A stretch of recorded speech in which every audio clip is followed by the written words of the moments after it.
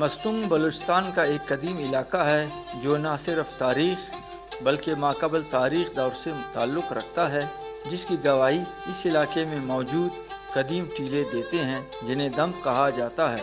مستونگ شہر میں موجود ٹیلہ بھی دراصل ایک دمب ہے جو ماقبل تاریخ سے متعلق شہر سے ذرا فاصلے پر واقع نوت کاریز سے گزر کر شیرناگ جانے والا راستہ، جس پر آج کل اینٹ بٹے بنائے گئے ہیں، ان کے قریب بہت سارے ٹیلے نظر آتے ہیں۔ ان میں سے ایک ٹیلہ دراصل قدیم آبادی کا آثار قدیمہ یعنی دمب ہے، جسے سامپور دمب کہتے ہیں۔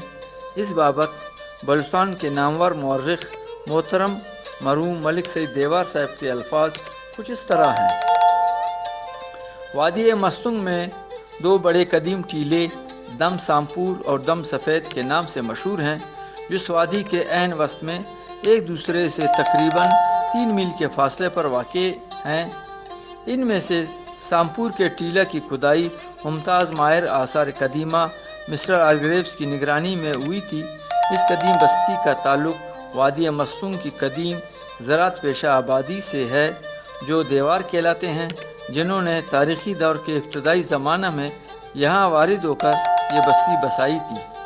ماہرین آثار قدیمہ کے اندازہ کے مطابق یہ بستی تقریباً پہلی صدی قبل مسیح کے لگ بھگ آباد تھی۔ اس بستی سے بھی ایک گنجان آبادی کے آثار دریافت ہوئے ہیں۔ واضح رہے کہ یہ کام مسٹر ہارگریوز کی نگرانی میں 1925 میں ہوا تھا۔